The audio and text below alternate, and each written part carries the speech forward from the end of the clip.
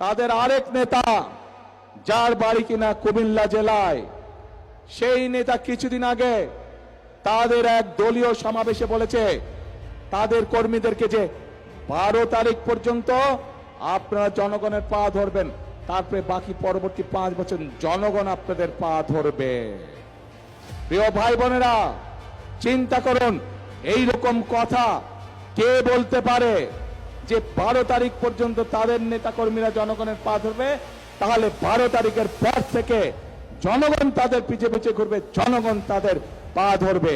এই কথা থেকে প্রমাণিত হয় কি তাদের মেন্টালিটি, কোন পর্যায়ের মানুষ হলে তারা জনগণকে নিয়ে এরকম তুচ্ছ তাচ্ছিল্য কথা তারা বলতে পারে।